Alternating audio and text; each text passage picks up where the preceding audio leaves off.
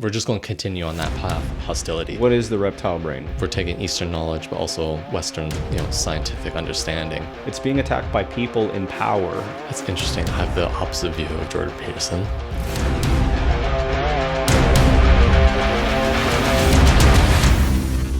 Hello, everyone. I'm here with Zach Tannar. He is a filmmaker, a writer, and a photographer. How you doing today, Zach? Doing great, Kellan. How about you? Doing great. So you wrote a book called The Peace Guidebook. Yeah, so the Peace Guidebook came about because it's an accumulation of all this knowledge that I've collected over the past decade. Like I'm a big reader. I love reading. And I've gone on what I would call my sort of journey of curiosity, just like whatever piqued my interest, followed that curiosity.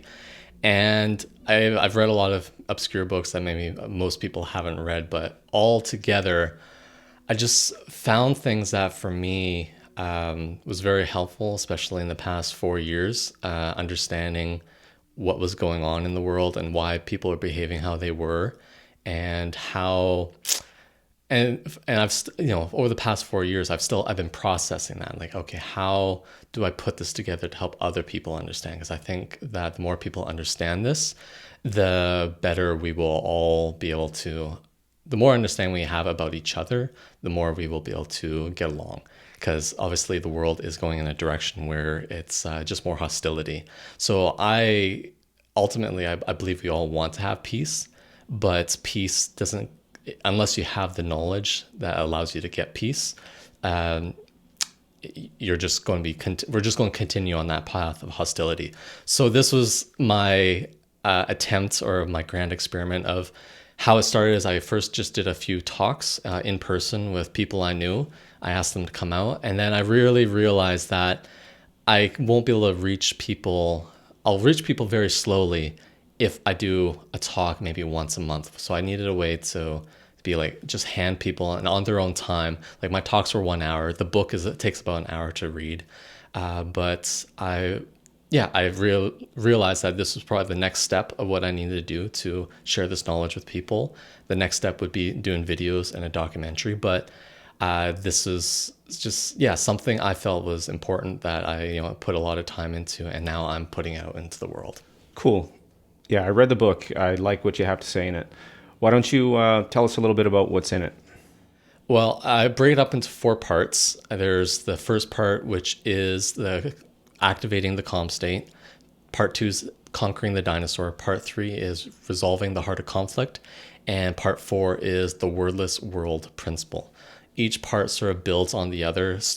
I start off with a lot of psychology. I know we've had great talks about psychology, so that's why I knew when I first gave it to you, you'd probably be really interested in this. And, just really understanding our brain, the different levels of the brain, and how, by understanding that, again, acknowledging how certain parts of our brain will make us do things that are not in our best interest. Like, it's not it's doing what it thinks it needs to do. It's the reptile brain. But sometimes it doesn't know better. So that's when, then in part 2, I go into how do we conquer the dinosaur, conquer the reptile brain, so that in difficult situations, we don't let our reptile brain get away with itself and put us into worse situations. And then part 3 is all more about the heart, and how we can look at the heart, like how it's not just, the heart is a metaphor. It's more sort of how we perceive the world, whether we perceive the world to be a hostile place, or we see people as people.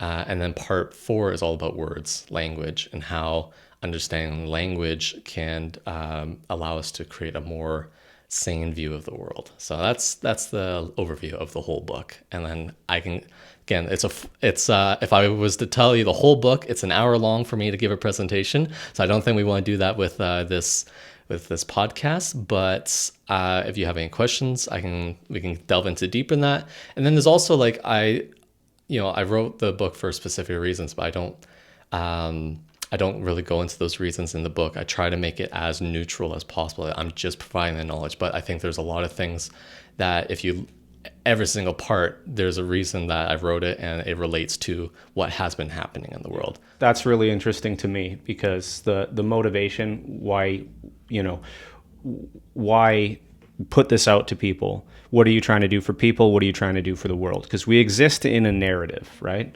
And so what is that? What is that story? What's the meaning behind this for you?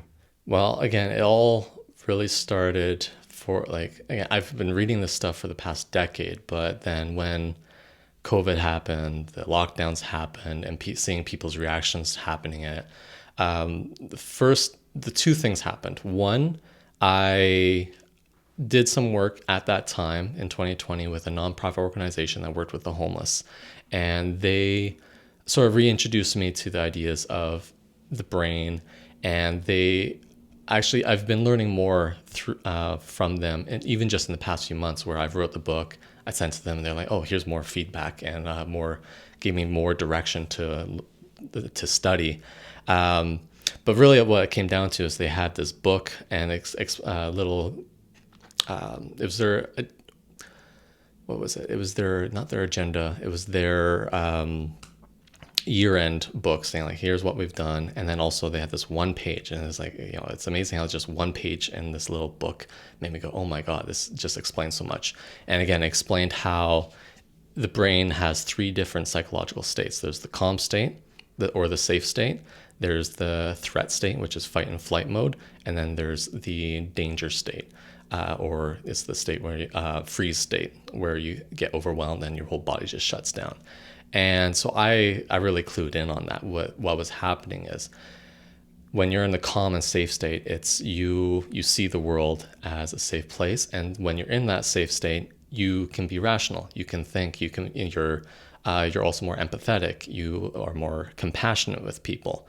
But when you go into the danger or the threat states, your body shuts down, rational thinking shuts down. And the key thing is that it doesn't have to be an actual threat, an actual danger. It just has to be a perceived threat or perceived danger. So what I saw in 2020 is like, oh, well, what we're dealing with here is a perceived threat of a potential virus that is maybe more dangerous. People were perceiving it as more dangerous than I believe it actually was. And this was causing a lot of people's, again, brains were shutting down, empathy was shutting down, compassion was shutting down, and we were all reacting. Another key aspect of it is people become more authoritative in the danger and threat states. So even if, and this is where I think it can be very, you could be the smartest person in the world, but if your brain, we are all human, and it's not just the brain, it's the whole nervous system, that, as I've learned by reading into this more. No matter how smart you are, we're all human, and if you go into that threat or danger state, no matter how smart, your rationality, your brain, your rational thinking is going to shut down. So even when we're looking, so I know there's a lot of like, trust the experts, but we have to acknowledge that even the experts could lose their rational thinking if they go into these states. So we need to really be conscious of, again, and they could go into becoming more authoritarian because of this. So I was just cluing in on this because I was reading about this at the time. And again, I've learned so much more over the past 4 years. Even just in the past few months, I've been studying this more. And for me, it's so important for people to understand that for the future, if we were maybe to go through another scenario like this, that hopefully by understanding, again, how our brain works, if we, again, face an incident like this again, that hopefully, and this is where we go into part 2 of the book, is like, all right, how do we conquer the reptile brain? How do we make sure that we don't go into these, danger, authoritative states and think more rationally about when these events happen? So that's my hope from this. That's my big hope, is that by learning, again, one of the key messages I have is that scientia potentia est is a Latin phrase that means knowledge is power. So my real goal is just to empower people with this knowledge. So tell us a little bit more about the reptile brain and what it is. Okay, so like I said, there's 3 parts of the brain. There's the reptile brain, which is the lower part. It's like if you were put it at the side of the brain, it'd be down here. And then there's the middle part of your brain, which is your limbic system. And then there's the top part, which is the neocortex. So And again, science is changing in regards to how we understand this. It used to be that the reason why we called it the reptile brain is because we thought that over millions of years of evolution, that the reptile brain was the first part of the brain to develop. And then when mammals evolved, we evolved a limbic system, which is also known as the mammal brain. And then it wasn't until humans, only like, maybe 100,000, I don't know how many years ago, developed the neocortexes, which actually allowed us to do rational thinking, have things like language, and do math. And so again, but that reptile part is the most primitive part. And again, the science is questioning this a little bit now. I've seen things where it's like some people are like, oh no, we go back further than reptiles. We go back all the way to fish. So it would be more appropriate to call it the fish brain. And then there's scientists who are saying that, well, actually it all evolved kind of as one. Like if you look at mammals, there is, different, you look at all the different brains in the animal world, and you'll see different sizes of the reptile, mammal, and neocortex in every single animal. So it's not so much that it maybe evolved separately, but all evolved once, and then our brains just evolved in certain ways to have certain different capabilities. Especially as humans, we have the higher rational thinking that most animals don't do. Although again, you could look at other animals like dolphins and stuff like that who have, and octopuses. Octopuses are super interesting. You see how they can solve puzzles and stuff. There's definitely rational thinking there, right? So, yeah. What is the reptile brain? What's its function? The function of the reptile brain is essentially to keep you alive. It is doing all the basics, like without you having to think. It's doing all the basic parts of having to live, like your digestive system. You don't have to. So autonomic stuff. Yeah, glad you know that word. I studied psychology. There's all these big words that I know, but it's still scrambled in my brain, like the synthetic nervous system and the parasympathetic nervous system. But yeah, so as you said, it's the autonomic systems that allow us to live. And again, when we are going about our day-to-day lives, it's doing all the things that we need to do to survive without our brains having to consciously think about it. So the idea is to gain control, which is what the neocortex allows us to do. It's our executive function. It's our ability to sort of override the other tendencies that we have. I'm not sure if I would quite say override. Like, it certainly has the capability of doing that. And again, going into the Peace Guidebook, the way I explain how you can override your reptile brain, because I do believe that is possible, is again looking at all your body systems that are performing automatically due to the reptile brain. There's basically just one system that I'm aware of that I think most people are aware of, is our breathing. So most of the time we're breathing throughout the day, but we never think about our breathing. And when we're breathing, we're doing very short breaths. It's just like getting enough air and oxygen in to go about your day. But if you really think about your breathing, that you can consciously, like, I'm going to let in more air, and you can breathe in so many different ways where it's not just breathing into the top of your lungs, you breathe in all the way to the belly, and then there's so many different ways to breathe. Like, it's kind of, when you really think about it, it's kind of mind-boggling. It's like, how many different forms of breathing there are. Like, there are popular, like the Wim Hof method has become probably the most well-known and popular, I would say. But then I've also done Chinese healing sounds with my, my martial arts teacher. The form of breathing, actually, like, it's kind of joked about. I don't know if it's joked about, but I think people would probably think it's the most humorous, is the Indian chanting when you go like that. It's like it's kind of strange and weird, right? But when you actually look into it, you kind of understand why you do that. And there's a lot of that's the form that I've actually been practicing the most now, because I feel I'm always looking for, like, what, after I do something, how do I feel an actual positive effect. And that for me has been, there's something like, you look into frequencies and vibration, how everything is vibrating. And so when you do the Om, you're actually like vibrating all your cells in different ways. And there's other aspects of it. But going back to, again, just the basic, you don't need to do all these fancy breathing. In order to take over your reptile, override your reptile brain, all you need to do is consciously think about your breathing and take a nice deep breath in. And, not just one, you want to do it over and over again. And, it's funny how, as I was cluing in on this, like I kind of just sort of figured out on my own that that's what was happening. And then I've read books and go like, actually, there's scientists who are actually backing this up. Awesome.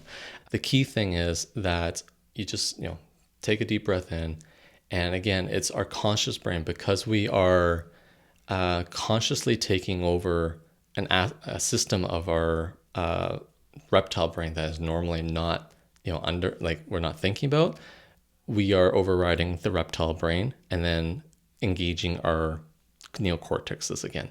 So again, it's such a simple thing, just to deep breath, but that is what's going to allow you in difficult situations. And it's all about, again, I was actually thinking about this just this morning, how, again, your reptile brain is this automatic system, but we can train it. It's like we talk about, humans are creatures of habits.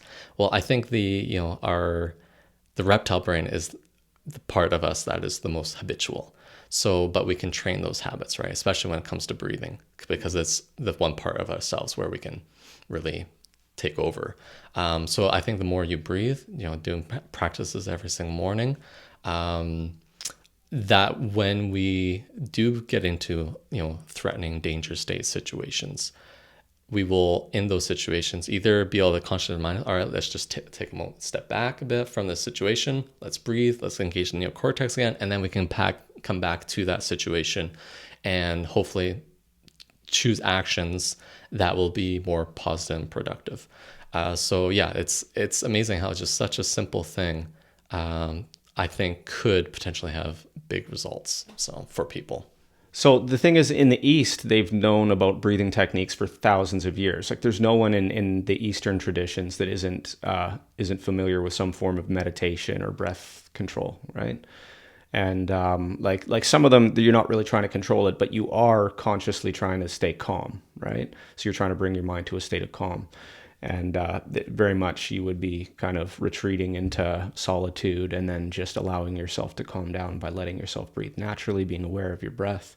So the breath connection is something that in the East they know all about, but in the West, like we don't learn that in school. We don't learn anything about breathing to calm down for the most part. I mean, sometimes they'll teach you to take a deep breath. But I mean, they made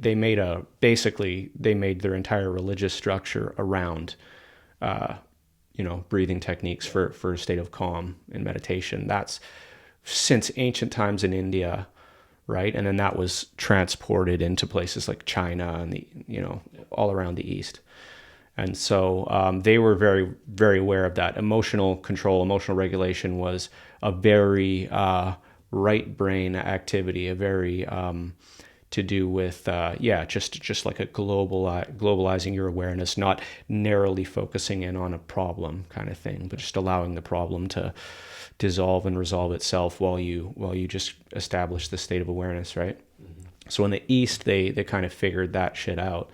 But in the West, we focused a lot on the rational, the left brain side, developing our critical abilities and our rational capacities. And so that also led to emotional regulation, right? Sort of a kind of a stoic way of saying, like, you have a philosophy about a thing. You say, well, I'm not going to let things upset me because I'll be stronger if I remain calm and all these other things. And so you rationally sort of conquer without using any breathing techniques. You just say, I'm not going to allow this to make me angry. You just kind of by brute force, right, overrule whatever reactivity you might have, right? And so both methods, both techniques, I think, have their merit. Mm-hmm. But sure. The fact that we're not aware for the most part, it's definitely in the last 100 years, particularly 50 to 70 years. In the 50s, Zen meditation came in, I think, and then in the 70s or so, Tibetan Buddhism came on the scene. Tibet in exile. Actually, yeah, like Zen Buddhism, there were certain people who discovered that more than 100 years ago and kind of started importing it to the West.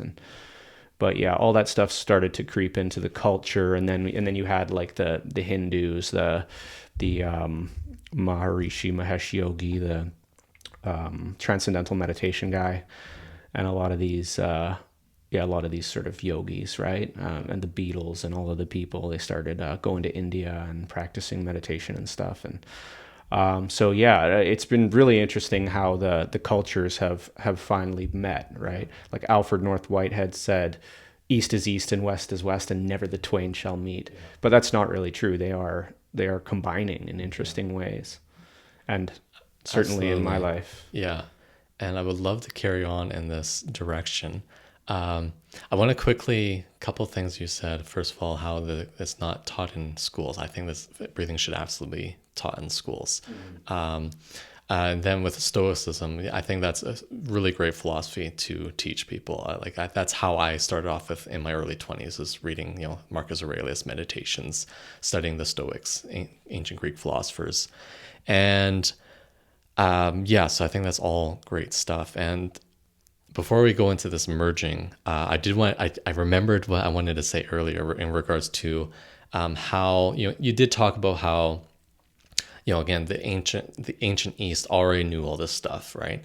And I think even though we don't in the West we don't have the ancient knowledge, I think there you can look in culture and see how there is almost a subconscious understanding of how important breathing is to override your reptile brain. And you see this, like how this, everyone knows, like if someone's having a panic attack, what do? Yeah, just calm down, slow your breathing. Give them, well, one of the things they do is here's a paper bag.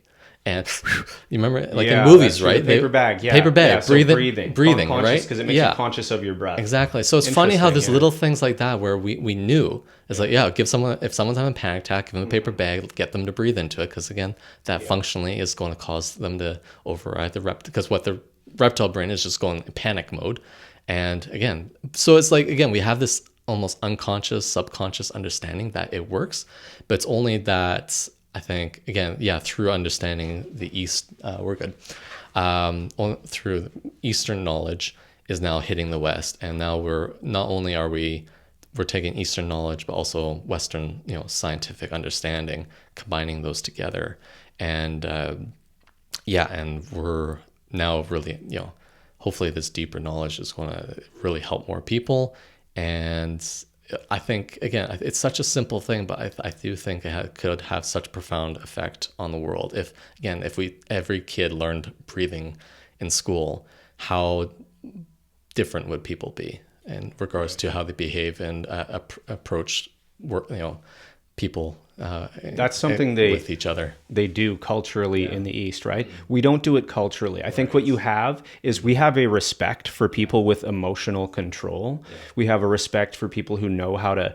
They start getting angry, and you see them. They go, I need to take a minute, and they walk away, and we respect that, right? And then the people who are just loose cannons and out of control with their emotions, we're kind of like, oh, that guy's fucked up. But at the same time, we don't teach it culturally. We don't teach it. There's no monastery down the street that you go to and you have a meditative moment and do some chanting and stuff like that.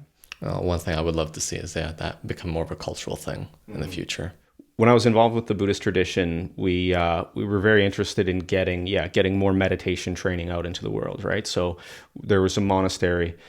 Maybe I should tell a little bit about that, right? So I started reading about Buddhism when I was a teenager, listening to talks on the internet, and I was hearing these monks, and I was thinking, like, wow, this is real wisdom, right? Like we don't have this stuff in our culture. Mm-hmm. These people seem to, so they realized that.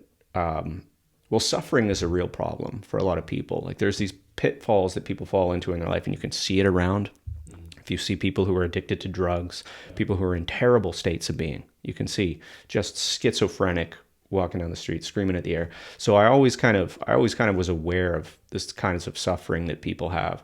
But no one particularly close to me had anything that, severe, but it was something that I thought, if there's people working on that problem, then it would be interesting to see. So I know that there's psychologists and this and that, and they might be able to help people, this and that. But I think I started having these ideas that I knew like why crazy people were crazy. It's a funny little insight I had when I was about 16 years old, right? I might have been on some hallucinogenic mushrooms at the time.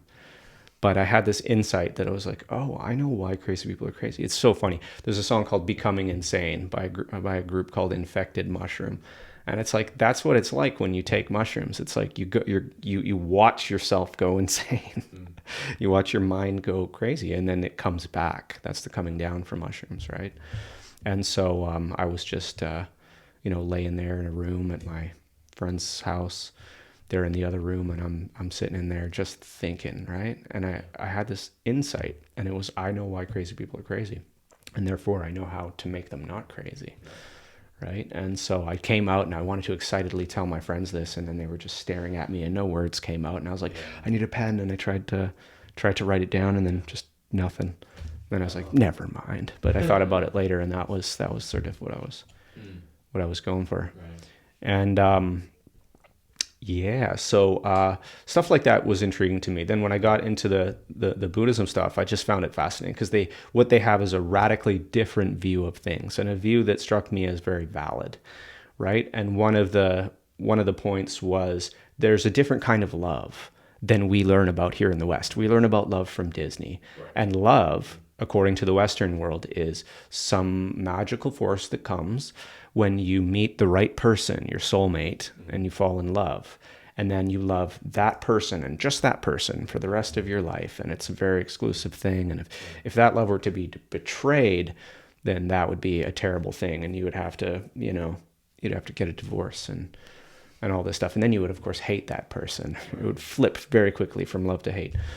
But so then they're saying, well, there's this other kind of love, and it's not exclusive to a single individual, but it can extend out to all human beings and even all life, all conscious things, right? And so that was the universal love that Buddhism teaches. And I thought and it's unconditional. It doesn't matter if your wife runs away with the mailman. You still love her, right? Sure. And so that was, nobody talked about that. Nobody talked about universal love in my culture when I was a kid at all. Correct me. Did you grow up Christian or? Funnily enough, I did not. And if I had if I had, I might have heard something about universal love. God loves us all, right? But I wasn't raised Christian. Mm-hmm. My parents, they sent me to Sunday school a couple times when I was a kid, and they asked me, do you like it? And I said, no, I don't like it. And then they said, do you want to keep going? And I said, no, I don't want to keep going. They said, well, if he doesn't want to, he doesn't have to go. They were the generation that fell away from the church, right?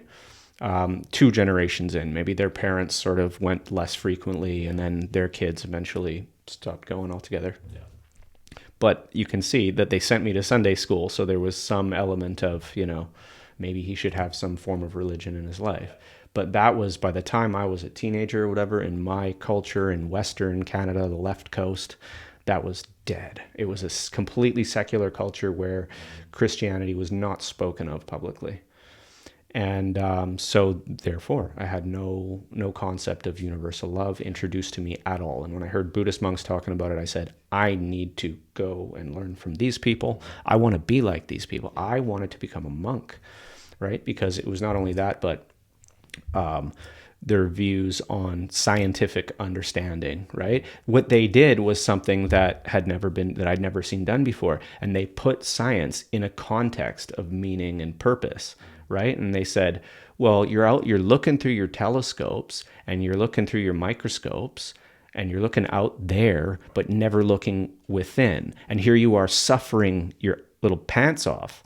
And what are you gonna do about that? You're not solving your fundamental problem, right? And then they have these stories about the man. So science, as a true scientist who's just this is the difference between wisdom and intelligence. Intelligence answers questions, but it will answer any question.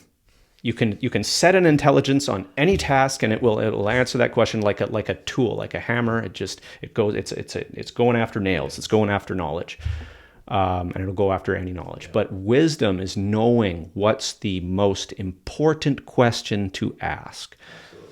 Yeah. And so there's a story in Buddhism of the man who was shot, right? The man who was shot by an arrow. Okay, don't know the story. Tell me. Yeah. And the doctor comes to him and says, "Hello, I see you have an arrow in you. If you don't have that arrow removed, you will die. I know how to take that arrow out. I know how to stop the bleeding and fix your wound. Would you like me to do that?" And the man says, "First, I want to know who shot me. What clan was he from? Who were his parents? Who's his family? Yeah. And what kind of arrow is this? Like what wood is this made out of? What type of stone is the arrowhead? What type of feathers are those at the end?" And the doctor says, "Well, if I answer all of those questions, you'll die before I get the arrow out and fix your wound." Right? So that's the idea of there's an important question to answer, which is like, how do I get healed quickly? Yeah, no, that's so profound. Like, sort of a similar quote or belief that I've had. I can't remember who said it, or I read it. I just remember I read this in the book Out of Our Minds by Sir Ken Robinson, and he was quoting someone else. But it basically came down to like an era of time is not defined by the knowledge that that era has, but by the questions the people ask. So yeah, that's always sat with me and being like, what are the questions that we're asking right now? And those ultimately those questions are going to be what lead us to either a worse society or a better society. Yeah. So Buddhism determines, it concludes that the best question to ask is, why are we suffering? Right? You look around, you see suffering. Buddhism sort of formulates it into, aging is suffering, sickness is suffering, dying is suffering, pain, grief, sorrow, all these things, and despair that you see people in despair. Yeah. What is this about, and how do you get rid of that? That's the important question, is how do you get rid of suffering?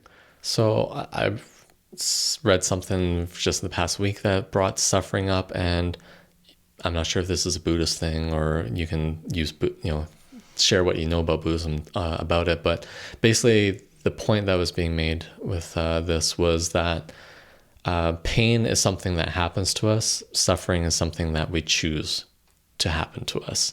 So yeah, so pain. If I nick my hand with a knife or something, that's pain. But suffering would be, again, holding in that pain after even the cut's healed. Suffering would be holding like the grudge of maybe that nick was someone else was the one who nicked me. A direct example of that is you get your hand cut and you go, fuck, son of a bitch, and you get angry, really pissed. Yeah. You're giving yourself a second pain. Mm-hmm. So there's another Buddhist metaphor for that. And it's also, a man gets shot with an arrow. Right. And he picks up another arrow off the battlefield and he stabs himself with that. And that's the psychological dimension of pain that you inflict on yourself after you experience a physical pain, for example. Right? The psychological pain is like a second arrow being jabbed into you unnecessarily, completely unnecessarily. So that's what Buddhism is concerned with, is that second arrow, that unnecessary suffering that we often experience.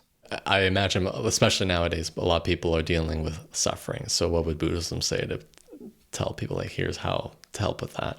That is the central core of Buddhism, is this actual path of practice called the Eightfold Path, which leads people out of suffering. So the core of Buddhism, like sometimes people ask Buddha, like, they come up to him and they want to argue with him. So they say, what's your teaching? What do you teach, right?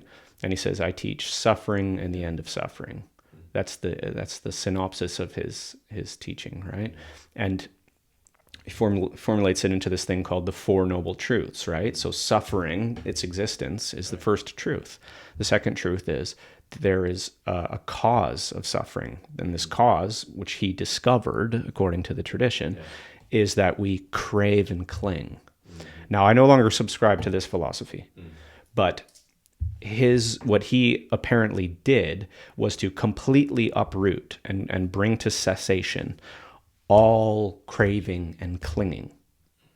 That means basically all desire and all attachments to the things of the world and people in our lives. And so that's what he did. And he said, hey, look, I found the complete end of suffering. And I would love it if you had the capacity, if you were able, that you could follow me, like Jesus Christ said, right? Follow me, become a monk, do what I did. And so that's the original Buddhism was monastically oriented. The original Buddhist scriptures they're geared towards monks. They were memorized by monks. Some of them have to do with teaching people who are not monks, and there is a whole vast spectrum of teachings regarding people with different capacities, people who are, there was always a distinction. There were people who, and they usually made this decision after their encounter with the monks or with Buddha, and they would say, it's amazing. It's wonderful. Thank you, Master Gotama. You have overturned. You have set upright what was overturned. You have shone a lamp in the dark for people with eyes to see. And then they would say, "I go to you as a lay follower for life." Or they would say, "Please give me the ordination now." Right?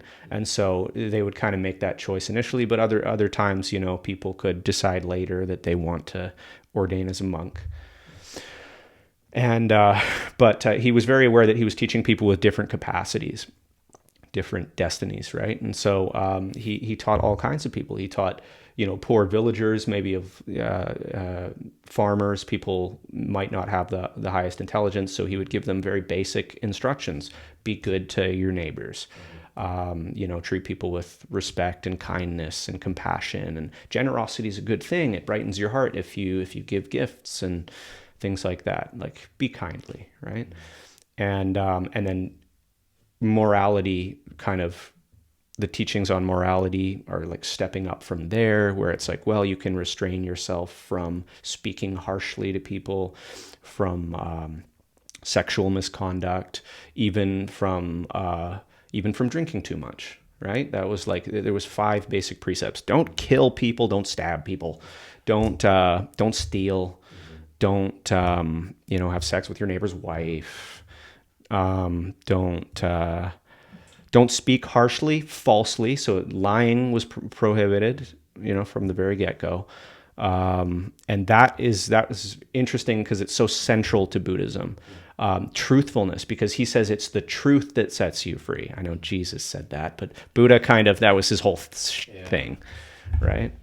This goes back to crossing east and west, and I know there's theories that in the years that Jesus disappeared, right, that he went to the east and he learned like Eastern philosophies and then came back. And there's speculation about that. Yeah, there's no evidence that he traveled to the east, but there's no reason that he had to anyway. He might, like, they make they point out that the Silk routes were actually like a superhighway that was used for travel. Yeah. It was possible there were people going back and forth by the thousands to and from Palestine and India, right, on the Silk Route. Mm-hmm. So if Jesus, during his, how many lost years did he have? Like, the last time we heard from him was 12 years old when he was teaching the rabbis, until 29 when he starts his ministry, right? So we don't know. There's no evidence that he went east. He never says anything about going east. He never says anything about the east.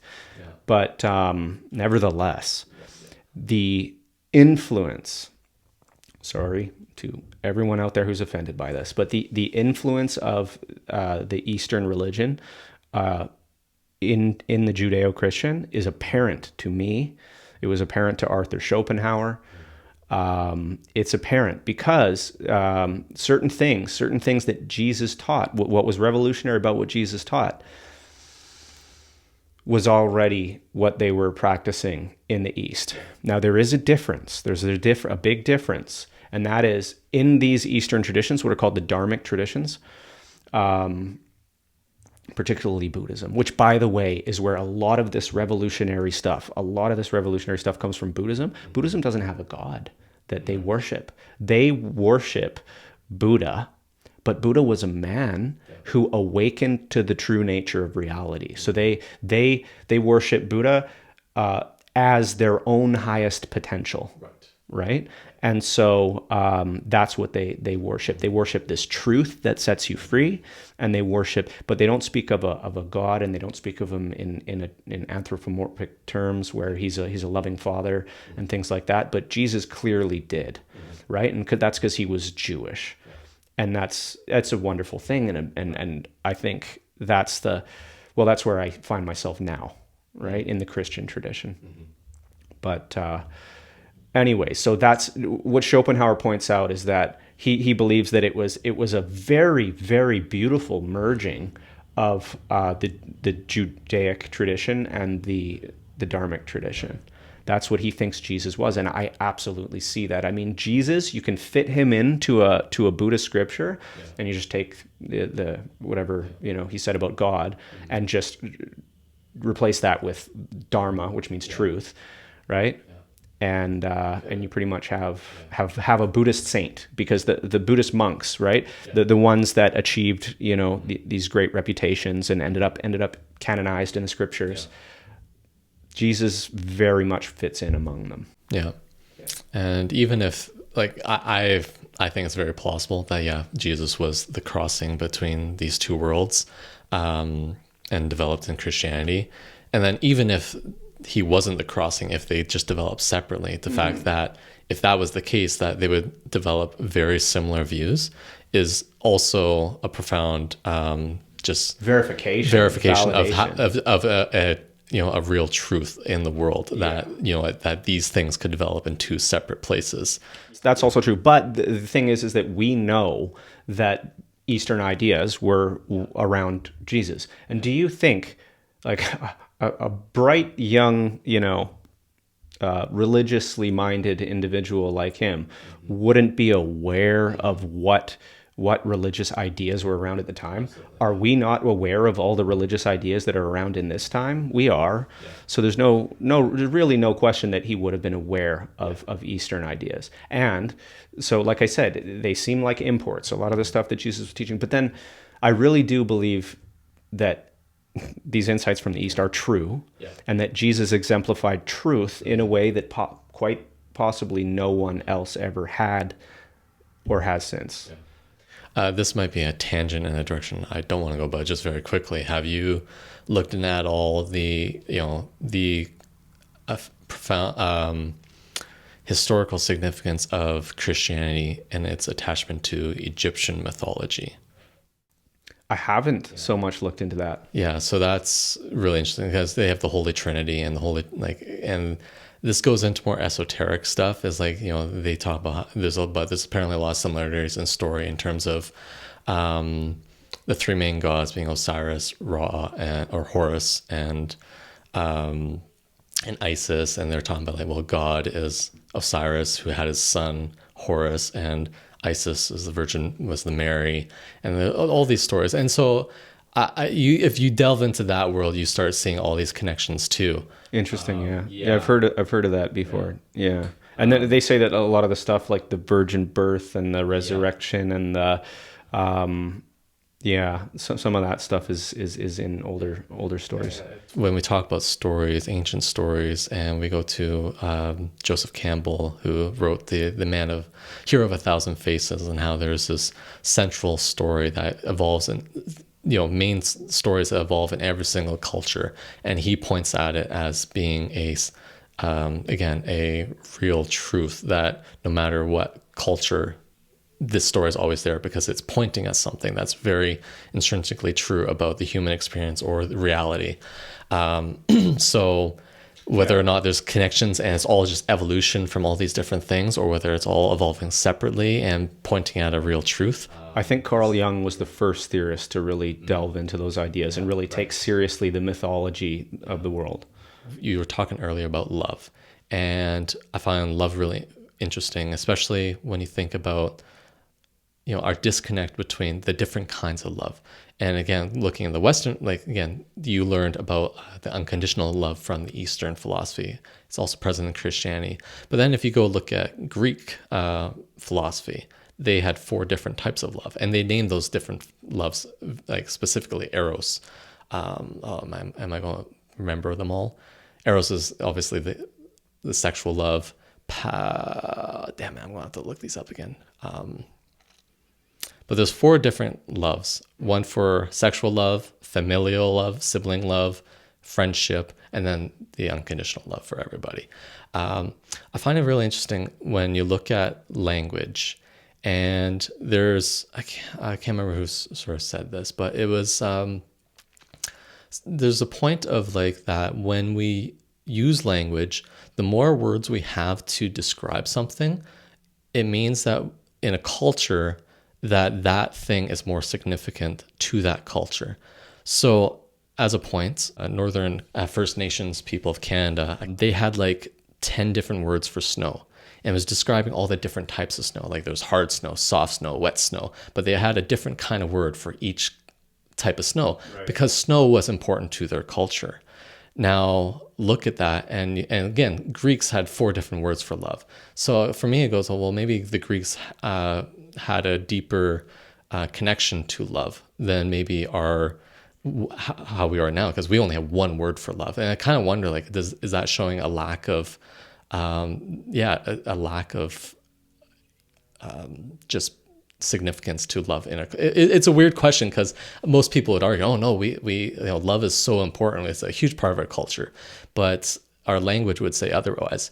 If you were to look at our language and see what part of our language has lots of words, the one that I go to is money. We have so many different words to describe money, currency, credit, debit, moolah, cash. Oh yeah, you go on to the slang stuff. And so you look at that, it's like, man, money is so important to our culture. And then you look at love, and it's like, love, that's it. That's all it is. So maybe, I don't know, maybe we need to start, again, we can borrow from the Greeks or whatever, and we start using different words from love. But again, this is just going back to that and then showing it how it's so interesting looking at language. And this goes back to, I could talk about language for another hour, but I want to get to the aspect of like the part 4 of the Peace Guidebook is all about language. And the key thing that it goes into what's called general semantics, which is by the mathematician, scientist, Alfred Korzybski. He talks about how with language, it's important to use accurate language. When we use accurate language, we are more in tune with the world. His famous phrase is the map is not the territory, the word is not the thing.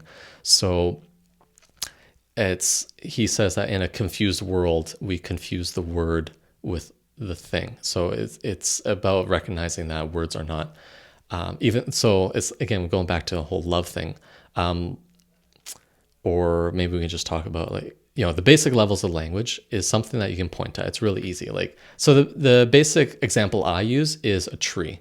You can point at a tree and everyone will be like, yes, that's a tree. We're not going to argue what a tree is because we can point at it and agree on that. And then you can start abstracting. You say, all right, well, there's parts of the tree. There's the trunk of the tree, the leaf of the tree, and it's still easy to understand because we can point at it. The problem with language is when we go into the abstract world of unphysical, unmaterial things where we can't point at it. And these things is where we start building confusion, and we can miscommunicate with people and have misunderstandings. Love is a big one. Because it's really, I can't point at love.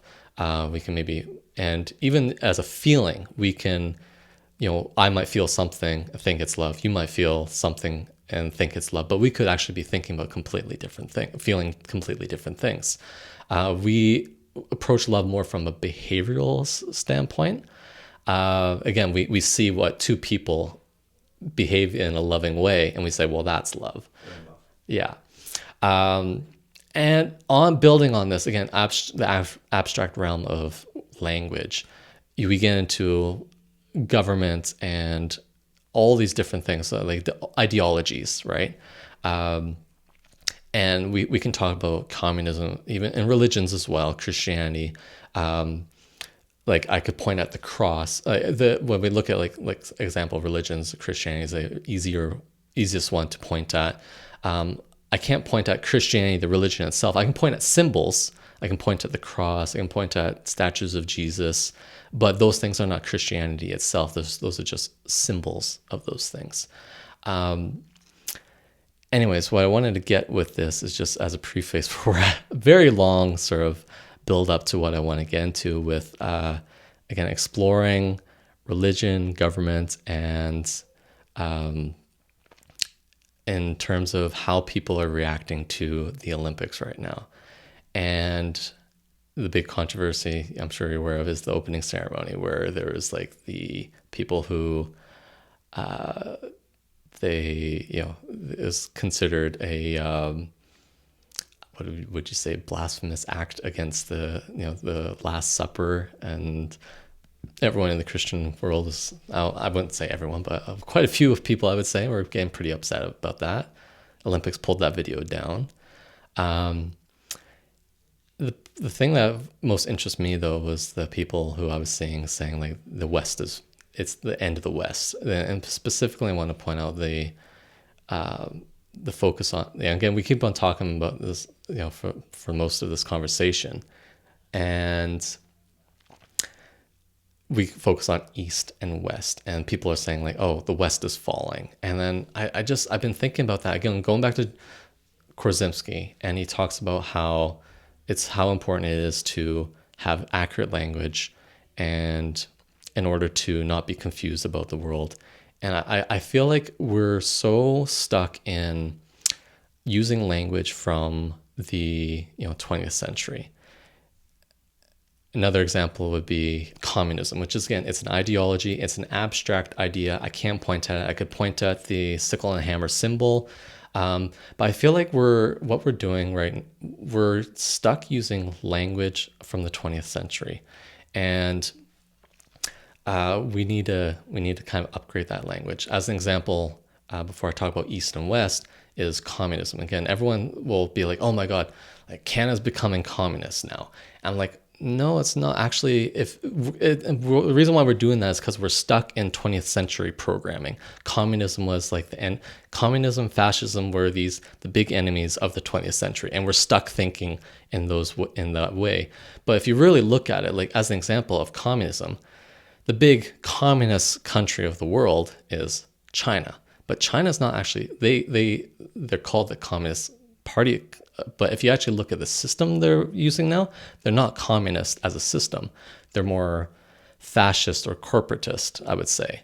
And so when people say like, oh my God, Canada's becoming more communist, I'm like, no, we're not. We're becoming more, because they've realized that communism doesn't work. But we're all stuck in that programming of thinking like, oh, communism was what was bad in that century, so it's bad what's bad in this century. But really what they're developing is more a corporate, again, we might need to come up with corporatism is the best way I could use it, but it's more fascism than communism. Anyways, what I want to get at with East and West is, again, it's this, I think, really old school programming that goes even further back. I'd like to respond to that. Sure, go. Okay, so communism. See, the thing is, when they say Canada is becoming communist, I know what they mean.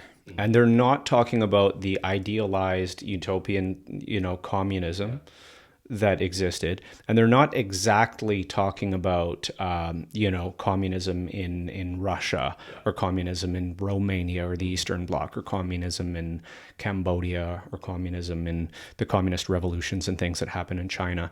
Although what we're seeing is very similar to the Maoist revolution, the Cultural Revolution, where they, shamed people for their wrong think and all that. I think what they're doing when they say that it's communist is they're pointing out the very true and very real connection between the ideology that is permeating our institutions, our corporations, our government. The ideology is a form of Marxism. Marx, the theorist who developed, the theory of communism. So communist, describing Canada as communist is the same as describing Canada as Marxist, is the same as describing Canada as possessed by the ideology that, and of course it is a version of Marxism. It's an evolved, adapted version of Marxism, because original economic Marxism couldn't attack the West. Have you heard James Lindsay? Yeah. So James Lindsay delineates exactly how what we're seeing is a variation of Marxism attacking and destroying the West, right? Yeah. And so I've said I think Justin Trudeau is a Marxist, and a utopian communist thinking Marxist. And by the way, I mean communist dictatorships, which they always were, right? Yeah. Communist dictatorships were basically state control of everything, right? So, and I know what you mean when you say corporatist and fascist. Yeah. And we can explain a little more what those terms mean. But I mean, what you see in the communist experiments of the past is a stupid dictator making bad decisions for the country that cause massive, unimaginable amounts of loss of life, of human suffering and misery and pain and desperation and poverty, starvation, just absolute deprivation, and hell on earth. There's really no other way to describe it. And so you see a dictator, Justin Trudeau, implementing these stupid policies which are harming everybody and increasing the general state of misery in Canada. And you see that he has Marxist ideology guiding his stupid actions. And so communism was, part of Marxist philosophy. Yes. And communism was the name given to all the idiotic experiments that we did in the past, which are, so because it's the same philosophical framework, that's why we say communist shithole Canada. And I absolutely get it, right? Because we want to connect it. We want to connect the stupid shit Trudeau's doing to the stuff that's happened in the past. And it's what it is it's a signifier. It's a use of language which connects to the horrible communist experiments of the past. And that's useful. I agree with that. And I would just feel, again, going back to, I always believe it's important to use accurate language. So for me, it's like, if everyone was saying Marxist Canada, I wouldn't have no disagreement with that. Because again, cultural Marxism is a thing. Communism, again, and this is where we get into, again, the whole abstract nature of these words. It's very hard to point at it. So it's very hard to agree on what these things are. Communism for one person might be another thing for another person. For me, communism is the centralized form of government where it's all the state owns everything. And I think we've realized, again, China realized that doesn't work. So they now allow capitalism, but the Chinese government has ownership of every single, partial ownership of all these big companies. That's their system that they've developed. It's not communism, but it is, again, it's a mixture of almost... They call it state capitalism because the state owns and the state does capitalism. It does trade. Yeah, for me, it's a little closer to fascism, right? Because fascism, again, if you look at the definition of understanding it, is there is capitalism, there's free trade, but then the government has the ability to come in and be like, force people, this is how you have to do business. There's different ideologies. Yeah. Here's the thing. Here's the thing. The reason why it's not fascism, because part of fascism is like this might is right sort of idea, this genetic superiority. You get into the racism of it, and it's like we're the rulers because we're the strongest, because we're the most powerful, and we know what's right for the country, and blood and soil and all of this stuff, right? It's a different ethos than the Marxists, right? Because you can be a Marxist state capitalist. There's no thing that excludes the possibility that the CCP has a Marxist ideology, a Marxist spirit governing their actions, right? Even though they realize that the only thing that fucking works is capitalism. So they do that, but they do it with a tyrannical control. And so fascists, they might have a tyrannical control, but they're like, yeah, fuck, that's natural. That's normal, right? But to a communist, they're saying, well, I want tyrannical control because I eventually want to get to the utopia, right? Different ethos. Yeah. Anyways, my whole response to all that is, again, with going back to the guidebook, is understand that all these things are abstract. And if we want to live in a world that's more like just having an internal peace, you want to try and bring yourself away from these abstract things and just live the world in a way that's like focus on things that are more concrete in the world. Or at the very least, it's when you're having conversations with people, don't get upset when you about in arguments, because just acknowledge the fact that, hey, because we are talking about abstract things, we might have a disagreement purely based on the definition in our head of what these things are. A lot of arguments are based on two people using the same words but talking about a different thing, like speaking a different language, essentially. And to realize that is a powerful thing. But the problem is that abstraction is about depth.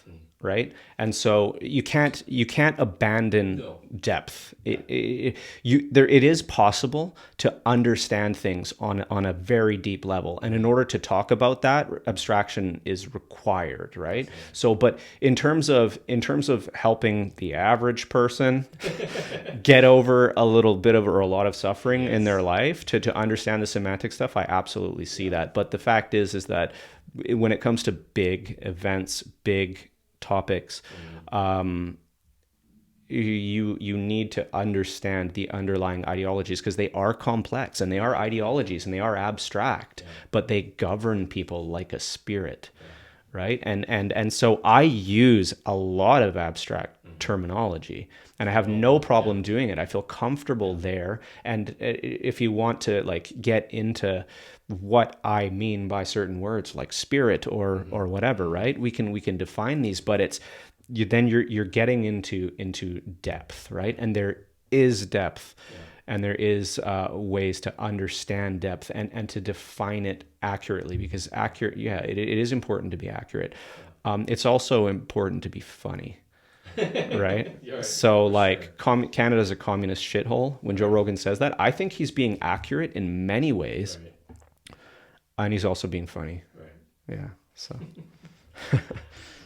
I feel like I'm meandering a bit, but I wanted to go back to, again, the Olympics and how, again, I was trying to get to a point, made a very long point. Yeah. And then, but again, trying to use accurate language and trying to use understanding abstraction. And what I was seeing with the Olympics is, I don't know, maybe just what was your before I get into before I give you my reaction, because it might have a bunch of abstractions in it. Let's hear yours. Like, what was yours? Again, for me, the big takeaway from that was, again, most so based on people's reaction to it, is like, okay, this is like a sign that the West is done. And the way I took at that is, again, focusing on accurate language. I was like, well, what is the West? Everyone's like, all right, the West is done. The West is like falling apart. And I think personally, I believe the reason why the West is failing is because, one, the idea of the West is a poor identity in the first place. Again, it's an abstract thing, but it's an abstract identity that is supposed to try and bring together all the people who, have European ancestry. Like, not even people, like the human beings who have European ancestry, but the heritage, like countries who have European heritage, I think is what it's trying to bring together, right? What else? There's more to the West than that. Well, what else you got? That's what I'm trying to get at. Is like, that's not the only thing that when people say the West, they're talking about like the whole of the West. So can you define more of what makes the West? Well, that's what I'm struggling with. Is I have a hard time defining the West, which I think makes it really hard to, again, if we're trying to bring people together with a Western identity. So you can't define it, and you can't give any more defining characteristics of the West than European? Here's my biggest struggle with it is I get to trying to be more accurate language. I go like, all right, I feel like I think this is again old school programming that goes even back hundreds of years, and that goes back before we understood that we live on a globe. Unless you believe we live in a flat Earth, we could have that argument. Okay, so we agree with that. But my problem with calling ourselves the West and is the fact that, well, west of what? And if we keep on going west, everything's west of something. So that's where my question is like, yeah, what are we the west of? And if I'm going to attach myself an identity to something, why? Yeah, it's again, how as it I've always understood like the West was Europe and North America, but then if you say West, does that include South America? Did you know that most people, when they say the West, they're not talking about a geographical location at all? They're talking about something more abstract. Yeah, I assume like philosophy is Christian. I know a lot of Christendom, people. Yeah, Judeo-Christian tradition, that's a big one. Democracy, capitalism, that's the West. yeah. No, and if I feel like we just need a better term to describe those things, whether that's European heritage or Roman It's more, influence. nobody really cares it's- about if you're yeah. European heritage. No, because we got a cultural melting pot in the United States and a cultural mosaic in Canada. Nobody really cares about that, right? Unless you're a piece of shit, racist, white nationalist, or some stupid thing. But what we really care about is your values, which are Judeo-Christian values in the West. And we care about your economic philosophy too, because if you are a communist, then get the fuck out, because this is a capitalist, competitive, free market system, and that's what works, and that's the only thing that's worked, and it actually works really well. It raises people out of poverty, 2.3 billion in the last 25 years, and etc. Right? So. Was it 2.3 billion or 1.3 billion? I think I heard 2. Doesn't matter. Fact check me on that one. Comment. Let me know in the comments. But that's really what people mean when they say the West. It's an ethos. And I personally, since I've become Christian, I see that. I think the central core of the Western identity is the Judeo-Christian tradition. It's the values. It's the infinite value of each individual human. The fact that God loves everybody, that God created everyone equal in the eyes of God, right? And not all equal in ability, not all equal in intelligence, not all equal in like physical strength or interest or any of these other things, right? Everybody's different in that way, but we're all created equally, infinitely valuable by God. And so these foundational concepts, they structure our legal system, they structure our economic system, they structure the way we interact and relate to each other. And our attitudes towards violence and slavery and all these other things. Like, if you don't think that the reason why Abraham Lincoln abolished slavery was because he was Christian, then you're nuts. And that traveled all over the world from the United States, right? So these are Western ideals, right? Christian values. So I would say the people who really believe in these values need to stop hiding behind the label of West. You need to be upfront, being like, no, Christian values. I feel like that's what it's become. It's that you're actually being too kind of shy about those values and hiding behind the label of the West. That was what, and again, I would be like, that's what I think is happening. And when I read that stuff, I'm like, again, I don't know what the West is, but if people said Christendom, if people said Christian values, I'm like, well, I totally get what you're saying now. Those are the people who say that are the people I listen to. I listen to Jordan Peterson. I listen to a lot of openly religious people like Ben Shapiro.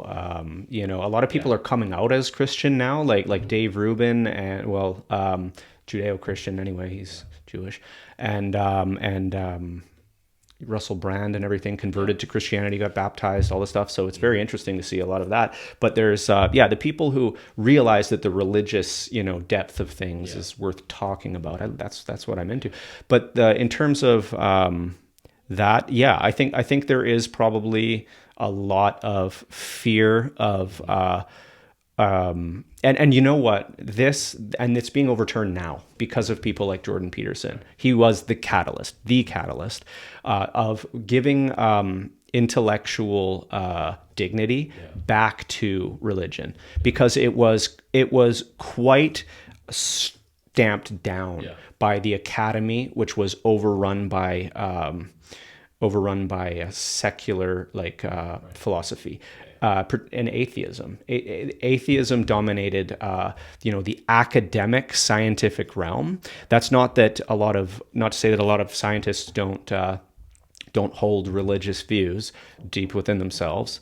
So he made it intellectually acceptable, respectable to be religious again. And so that's why you see all these people, all these intelligent people, these intellectuals converting en masse to being openly religious. He also made a great case for religion in his biblical series, right? He talked about the psychological significance of the Bible and how really these are the deepest archetypal stories. That's why they're the Bible, and that's why they conquered the West. Because Tom Holland wrote a book called Dominion, and that's about how Christianity so fully conquered the West, and that's what defines the West, right? Is the fact that Christianity so fully conquered it that we are we are fish in Christianity. Yeah. Every single one of us, doesn't matter if you call yourself an atheist, right. You're swimming in Christian waters. Your values are Christian, whether it doesn't matter how you rationalize them. Like, that's a funny thing that psychology has demonstrated, is the way people can give ad hoc, post hoc definitions, explanations for their own beliefs and values and their actions and behavior and why they do what they do, when really they don't know why. But the real reason is because they live in Christendom, and that's where they get their values from. And comes from these very, very deep, fundamental archetypal stories and ideas that form the foundation of our culture. That's why we base our culture, we base our civilization on a book, and the book is these stories. Yeah. Yeah, and like I said, there's definitely more people coming out,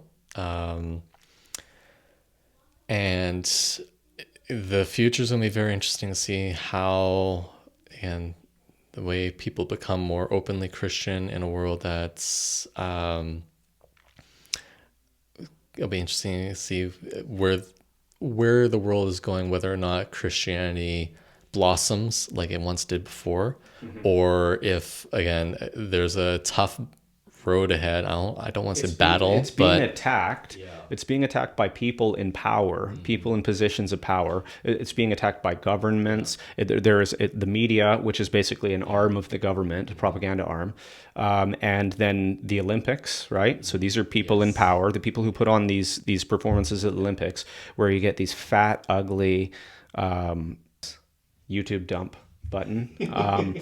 When you get these fat, ugly trans people imitating the Last Supper, this is to piss off and offend Christians. And then later on, you've got men who say they're women beating the crap out of women in the Olympics and saying, this is okay, this is great. And then you have, which is deeply, offensive to rational, intelligent people who actually care about the well-being of women in the world. So let's end men and women's sports. Let's end that immediately. But the Olympics, what else did they do? Then they made a surfer take Christ off his surfboard, right? So there's apparently someone's religious beliefs, their fundamental religious, freedom of belief is considered too offensive to show in a public place like the Olympics. So that is absolutely an affront to Christianity, and that's a horrible thing. That's a horrible thing that they would make him take Jesus off. Like, what did Jesus do? What about you? What about you letting a man beat up a woman and calling it fair and calling it a sport? That's sick. That's evil. But telling someone to take Jesus off a surfboard, that's evil, right? So why would you ever do that? It's his surfboard. How dare you tell him what symbols to put on it? If somebody wants to put Satan, a devil, on their surfboard because it makes them happy, they should be free to do that. The only thing that they shouldn't be allowed to have is things that are outright illegal. Right? Yeah. The big question for me is whether or not it's, again, because our world is becoming so connected. Like it's the world's become a lot smaller, and so I'm just wondering how much. Again, you have all these different views, and you could say we can all, like, ideally you can have all these different views and coexist, right? That doesn't seem to be the direction we're going in, sadly. So I'm not going to say which one is going to come out on top, but I feel like we pull back a little bit and really start again. For me, it's I try and be like, all right, let's get away from the abstract world. Let's try and bring everything back down to the world we're living in, basic language, and the first level of reality. That's what I feel like we need to all come back down to. And now this will be probably interesting to hear your thoughts on. And one of the things I've also been seeing online in regards to, fall of the West, Christianity's, and people saying like, oh yes, Christianity is what created the West. I kind of question that a little bit in terms of like, all right, is the again Western civilization that has evolved from Europe to America, Canada, South America as well, were these things due to Christianity, or were they due to a scientific outlook? It's like I'd be very curious, like your view on that, and I would like other people's views on that, because I trend towards more. I feel like there's going to be people who would argue for that Christianity, the values of Christianity, led towards the growth of again into all these different parts of the world. But then you also have to look at the scientific aspect. Well, if we didn't have the scientific method and scientific outlook, we would never have developed the tools, the ships, and all the technology that have evolved to build the world that we live in now. And could that have evolved without Christianity, or was Christianity also an integral part of that? What's your opinion? Well, first of all, Christianity exists. Yeah. And it is the guiding narrative that Western people live by. And everything to do with our scientific understanding and our technological development existed within the religious narrative that is at the deepest place or the highest place, right? There are two different metaphorical frameworks, but the thing that we hold at our highest place is the religion, right? It's not technology. It's not science. It's not scientific knowledge. So religion is we're talking about the core of what we are. That's like a third metaphor. Yeah. But so that's, and we all exist within a narrative. This is understood like neuroscientifically now, right? We see the world in a narrative. Yes. So science and technology exist within that, and that narrative is Christianity. So Christianity is what guides us more so than science and technological development. Now, just as a counter to that, if we were to look at how science developed, and the Christian church did a lot of pushback against that, though. There's Galileo is a famous example when he said, oh, the earth doesn't go around the sun doesn't go around the earth, and there's a globe and all these things. The church tried to shut that down. They're like, this goes against, and so there's a lot of things that from a scientific perspective, if you believe in the Christian narrative 100%, well, then you would have to believe, they say the earth is flat, right? Now I could be proven wrong on this, but because I don't know it well enough, but that's my understanding, is that the Christian Bible says the earth is flat. So how do you deal with that? My understanding is actually that that is an absolute mischaracterization of the relationship between science and Christianity. Mm-hmm. Absolute it's almost like a narrative that's been created by these Enlightenment rationalists. A lot of people who are part of the atheist movement, the Four Horsemen of atheism, and Steven Pinker, people like that, right? These Enlightenment rationalists, they are missing a lot of the truth of the history of that stuff. So first of all, many or most of the first scientists who developed science were Christian, believing Christians. So that right there is a counter to this idea that they were these diametrically opposed things. So there's that, and also the idea that there's a reason why science developed in Christendom, and that's because only in Christendom was were the philosophical or the core belief, the core beliefs that existed there, fertile ground for the development of science. And so Jordan Peterson points out a number of reasons for that, and so does Nietzsche. Friedrich Nietzsche was one of the first people to realize that science was actually the flower that grew out of Christianity, and but he also mentioned that in his mind, which I disagree with, but he believed that Christianity contained within it the seeds of its own destruction. But he also believed that Christianity contained within it the seeds of science. So, and Jordan Peterson explains that in several ways. First of all, the world is made of habitable order, right? God made habitable order. He looked at his creation. He said that it is good, right? And it's ordered. Order and chaos is what that Genesis story is defining there, right? First it was chaos, and then God made order and said that it is good. And so we have that. The truth will set you free. God is truth. So you have truth set in the highest place.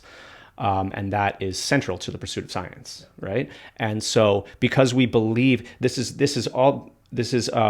one of the ways that the West is better than the East, and I will use those words because I believe that they understood in terms of the religions that are central to them, right? That you can call East and West in terms of their philosophy. They're the deepest depths of their thinking, of their idea systems, right? So the reason why that the West ultimately, at the very least, dominated the physical world in a way the East didn't is because the East negates the physical world. The East says that the world of forms is illusion and it's to be escaped from. It's to be escaped from. So they meditate, they calm themselves down, and then that's the central practice that they do, and it's towards the end of escaping from materiality, which is the cause of all suffering, right? Our clinging to material and wanting material is the cause of all suffering. And absolutely, I know from my own experience that it is possible to highly mitigate suffering by a withdrawal from sensual desire and sensual existence, really, right? To just make meditation the core of your being leads to a great state of peace of mind. And that to me, I see that as a tool, a useful tool that the West should know about, right? The way that we can control our own minds to such a degree that we can have peace at will. Right? Most people don't know that. They realize we do exist in a narrative, right? And actually, the East is kind of a narrative busting religion, right? It's saying actually the narrative is just an illusion, right. And so you should wake up from the illusion, and then you'll be free from all suffering. I think that's the lacking philosophy. So. With science, first of all, with Christianity, you have a respect for the material world because it's God's creation, and He made it for you, and He made it for you to inhabit. And you believe that it has an order to it. It has laws. God's laws structure the universe, and so the scientific pursuit was the attempt to discover God's laws that He made for His creation, right? And so it only developed in the West, in Christendom, and within the Judeo-Christian tradition, because we had that, while the entire East was in a dharmic material world negating mindset. And so that was part of it. And then truth, believing that truth is good, truth is beneficial. Truth is the highest thing, it occupies the highest place. We worship truth. We seek truth. You seek God. God is truth in the Bible. So of course we seek truth. We seek knowledge, and we seek to make best use of God's creation. And so and that's technology. Making best use is technology. Understanding is pure science. And so that is why science flowered out of Christianity. Now, Nietzsche believed that our advancing scientific understanding would inevitably kill Christianity because there are things that do not jive with rationality within the New Testament, within the Old Testament. And for that reason, that, it was a suicidal seed, right?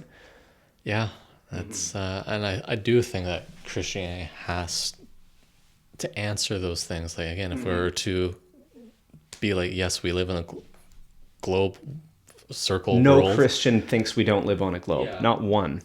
And they justify that by saying that, well, talking about the four corners of the earth doesn't even necessarily mean that people believed that there were four corners of the earth. It's just a nice way of saying the totality of the world, right?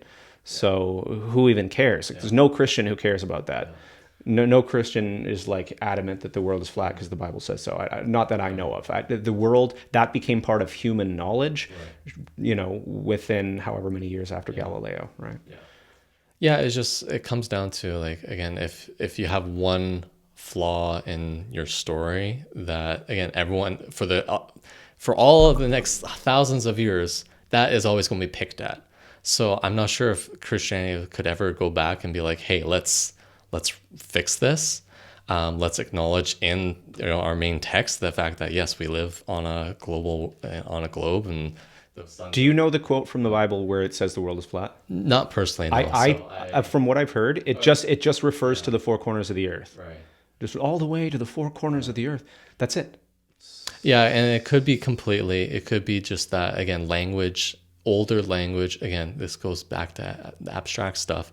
Is that we just misinterpret language from the past as meaning one thing when it really meant something else. To put a religious, like, I don't think that religion was the main thing that made people believe the world was flat. Right. I think it was the fact that the world looks flat. Right. And, just because the Bible says four corners of the earth. See, I think this was a sneaky move. Yeah. I think that the Enlightenment rationalist story of the Enlightenment is sneaky. Yeah. I think it's untrue. And that's the idea that the Enlightenment was a competition between this scientific pursuit and religious thinking. Right. Now, of course, they came up against a church here or there came up against the findings of science and says no. I'm sure it's happened, but I think the round world thing is that's an example. But it's like that was a silly thing, and we all figured it out pretty quick, right? I won't bang my hammer too much on this point because I'll admit I'm probably too ignorant about Christianity. It's fine. I would love to go into. I would love to go into the details of Christianity that may not jive with science, right? Because Nietzsche was a brilliant thinker, and he's saying, virgin birth. No, didn't happen. I'll admit that's a question mark for me.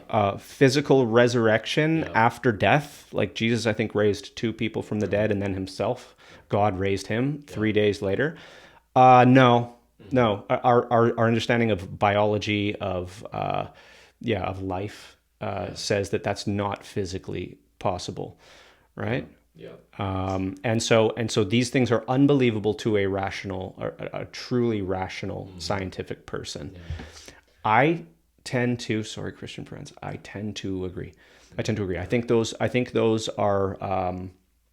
I think there may be some interesting possibilities of what really happened there, because the tomb, I believe the tomb was found empty. I do. And it's either somebody moved his body. I you know what I like to believe? I like to believe that Joseph of Arimathea, there's this, I read a really fun book, okay? And it is, of course, speculation.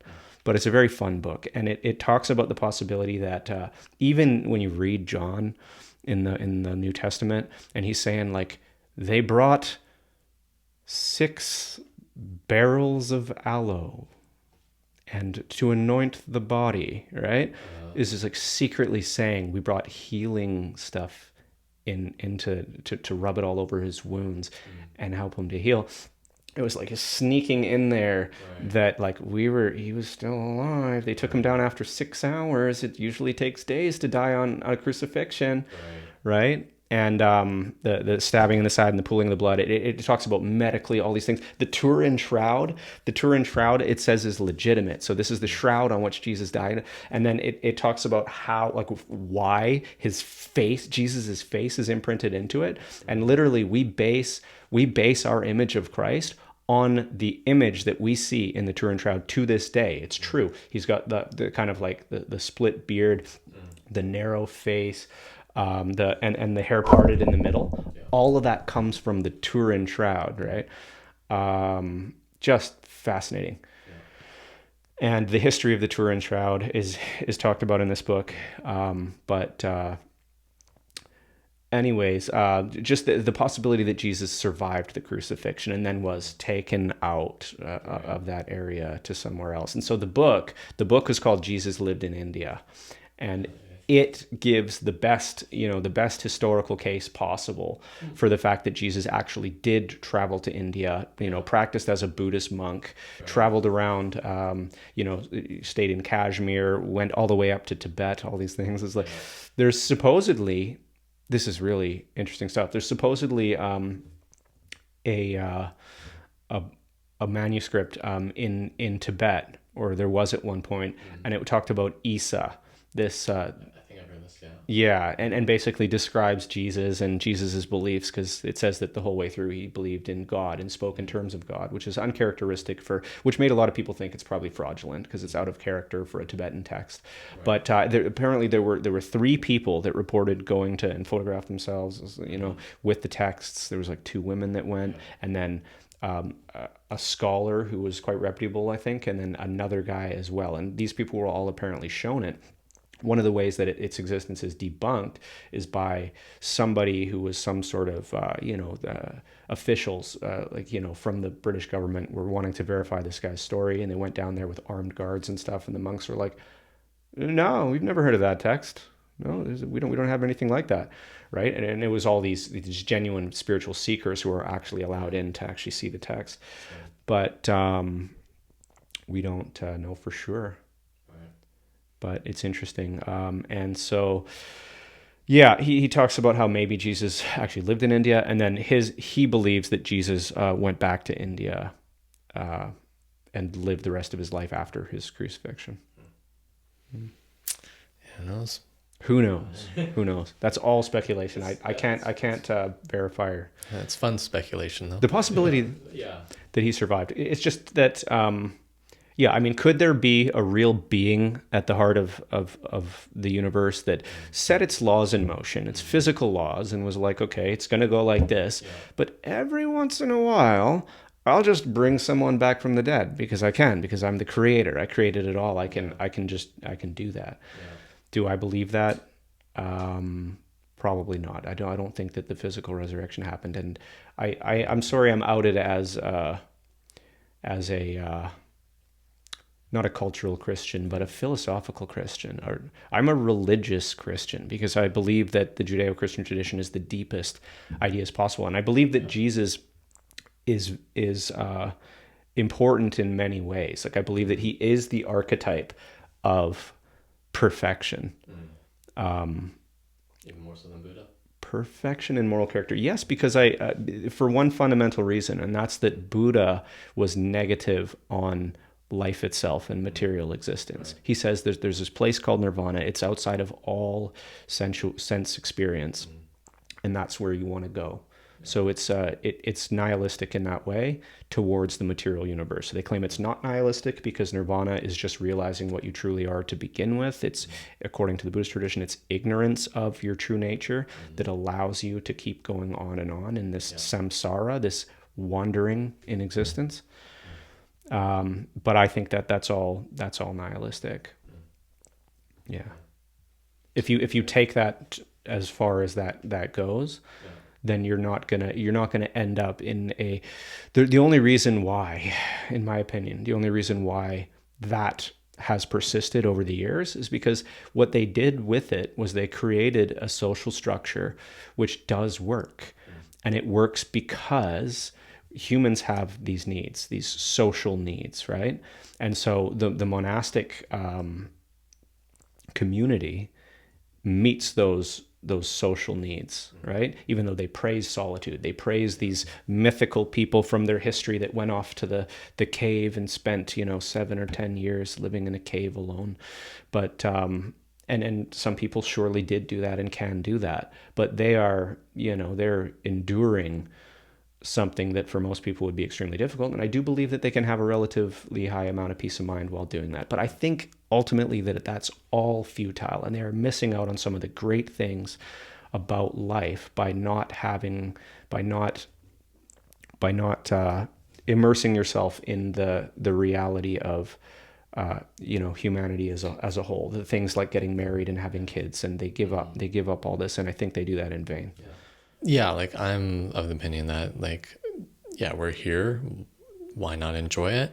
I guess my question would be, first of all, some earlier points I just want to bring up is the fact that you brought up how earliest scientists were Christian, and I did actually was going to bring that up myself, just being like, all right, as a counterpoint, it's like, yeah, well, scientists in the past, science was about actually learning God's creation better. It was like, so, and yeah, that's definitely argument can be made that that's been lost. Well, Jordan Peterson brought it back, right? Because that Enlightenment rationalist idea took over and gained dominance, and that's because you can't have these unprovable ideas and be a respectable scientist. That actually makes sense, right? You can't say these things, make these truth claims about the universe that cannot be proven or disproven using the methods of science, because science is fundamentally focused on material, right? And so a creator God, these high ideal, very abstract terms cannot be investigated using the scientific method,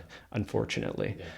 Goes back to the earlier story about the arrow and being asking the right questions. There's some questions that science can ask, but there's some that it can't. Interestingly, and this connects with your interest in language, but Jordan Peterson believes that using large language models, we can actually come to more conclusions about these deepest concepts, the concept of God, using the large language models. And so maybe that will never prove the truth of religious ideas, but it might be able to, at the very least, using the scientific method, find patterns so strong that they may, it may be fair to conclude that they represent something real, at least to us. That's interesting. I have the opposite view of Jordan Peterson, that it's actually not large language models, but actually coming back to that basic level where everything's just, you can point at it. And this goes to my interpretation of God. Is I know the Christian view is that God is, being in, people would say that being in the sky or whatever, man was made in his image, stuff like that. For me, if you approach God from that angle, then God to me is a very abstract thing. Did you say God being in the sky is abstract? It gets more abstract than that. Yeah. So there's two views that I have potentially of God that, and I haven't settled on either of them. One though is the basic level, whereas if I was to try and find God, and I would ask someone, well, can you tell me what God is? And if someone responded, and I would be like, all right, let's go back to general semantics and using very basic level of language to understand things. Well, I would then be like, well, if I want to say what God is, I would simply, with one word on my finger, I'd be like, God, God, God, God. I'd point to everything. And assumably you come to the conclusion, everything is God, right? That is, and then you could use different words, universe, cosmos, it's all sort of one thing. And then, but... And so that's a very simple, there's other things view. That God is that are more abstract than that, though. Yeah, there is, and I could go into that as well. I actually like what I just did there. I think most people not most people would use that definition of God. That's the actual term for it is pantheistic. That's a pantheist view. Not even. Many Christians, if not all Christians, would agree with that. They would agree with that, but they'd say God is so much more than that. Yeah. Right? God is not just everything and the creator of everything. God is truth itself. God is love. They would say that God God is the spirit that frees you from a tyranny, right? You'll go through the Bible and look at everything that God has done, and then God's character emerges, right? So God is a being. However, if you read certain parts of the Bible, if you try to zoom in on this concept of God as a being, the beingness of God recedes into something that's even more ineffable, right? So God is not a being, deeply understood. However, they call him the Father and all these other things. And Jordan Peterson points out that that's because we are fundamentally relational creatures, right? And so how do we relate to the totality of everything? The creator of, or the, if you're not thinking of God as a being, then how do you interact with an infinity, like the totality, which you do not understand, right? How do you have a relationship with that? How do you conceive of that? Is it good? Is God good? Well, yes, that they believe that God is good, that this non-being, but this concept is good, because they believe that the totality, existence itself, is good. And so that's the way that they relate to it. And then, so I think that it's only natural for the humans to anthropomorphize. So it's also called the summum bonum, right? So the highest possible good, right? No, summum highest. Yeah, I think it's the highest good. But it's more than just the highest good. Like Jordan Peterson says that using the large language models and understanding the way people talk about this, and using factor analysis, which is used to like figure out things like intelligence, and using that, then you can see what groups together, what concepts group together, and you realize that it's not just it's the thing which all other goods congregate around. It's like it's the grouping, it's the category itself called good. Yeah, I like to use the word source, not personally. Again, this is the word source of where everything comes from. Well, that's why we think of it as the source. That's why we think of it as the creator, right? Going deeper again, so there's that one, the pantheistic view of where all is God, and then I do have another interpretation of like, what is God? And this for me is goes deep and more internal, but again, it's using very basic, a very basic language model. And this is something I've been thinking about, is in terms of who are we, like as individuals, what are we? And you brought this up earlier about the spirit, and so I'm glad we're bringing this back, because I'd love to talk about what the spirit is. And for me, how I've come to discover what the spirit is that I think about like, all right, what am I? I've always questioned like, who am I? What am I? And I go back to like, understanding brain psychology and stuff like that. And it's like, so I think a lot of people would be like, well, I am the image of me. Like I'm my face, I'm my body, I'm the thing that's moving around in the world. Of course, you're much more than that. 'Cause Exactly. There's a lot going on inside. And then some people might, I think, a lot of people nowadays would be like, I'm my feelings. I'm like, I feel, so therefore and that's what makes me alive in a sense. And I think that's probably the most dangerous view that is causing a lot of problems nowadays.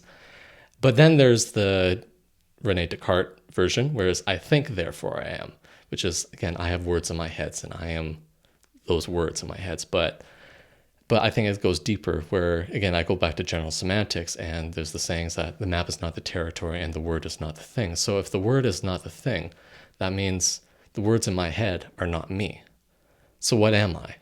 And the answer I've come to is I am the, again, I use the word in the guidebook. I come up with what's called the wordless principle, wordless world principle.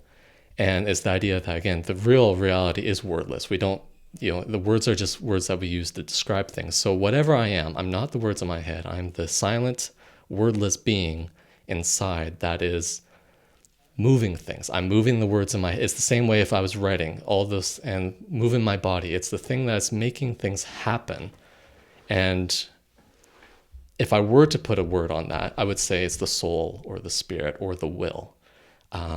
And so that's been, yeah, again, trying to bring everything down. That's what I've come up with. Yeah, I wonder, because I feel like that is definitely very Eastern in its in its philosophical mode, right?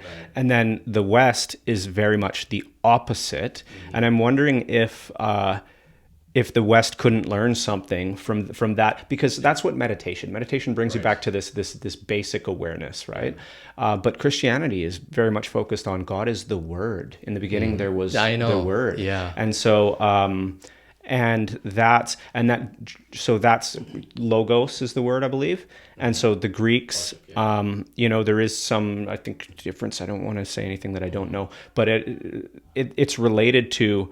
And so they say Jesus is the Word of God made flesh, right? And the word, Jordan Peterson at least translates it as truth within like almost verbal truth, like rational truth, right? And so that's why if you're truly oriented towards truth, you're going to be having dialogue, which means dialogos, and that's where you are allowing truth to manifest verbally, right? And we think of all of creation as manifest verbally, right? And so, but there is something to that Eastern mindset, that there is there's almost something before verbalization, which is awareness, right? And it's like that might be something that the West could learn from. But I also think that there's a lot of interesting truth in this logos concept, right? Yeah. Again, combining East and West philosophies here, I see parallels, and you just said that it was in the beginning the Word was God. Is that exactly how it was phrased right? I think so. Yeah. And looking at the Eastern, again, going back to the breathing, what I've learned from the breathing is what the word you use when you breathe in the Indian tradition is you say Om. It's not, and some people confuse it with Om, O-M, but no, it's actually Om, A-U-M. And from the narrative understanding, there's both there's the narrative behind it, and then there's the physiological reason for saying it. Om is the one sound that you can make without using your tongue, apparently. So when you go you barely have to use, it's just the mouth opening and closing. But then there's the story behind it, which is, again, relates to the beginning of the universe, of the world. Apparently, when there was, again, in science we have the Big Bang. Well, in apparently Indian tradition understanding, it was the Big Om. It's and like that's the sound of it. It was the word. Yeah, and then there was, and apparently that word might have been Om, and you see that in Om goes into it. You can hear it when people say Amen, Amen. Interesting. Also in Islam, they say it's Amen as well, but it's a U instead of an E, I think. And then also in Egyptian mythology, there's the god Ra, but his full name was Amen Ra. So it's just all these different interesting parallels throughout all these different philosophies, which comes back to the word Om, which I find super interesting. Zach, thank you so much for coming on. My buddy. pleasure. If I could maybe just do a quick plug for the book for anyone who's interested in reading all this stuff, and again, basis of a lot of our conversation today, you can find it on my website, zacharytannar.com. You can find a digital copy for free there. So yeah. Thanks, everybody. We'll see you next time.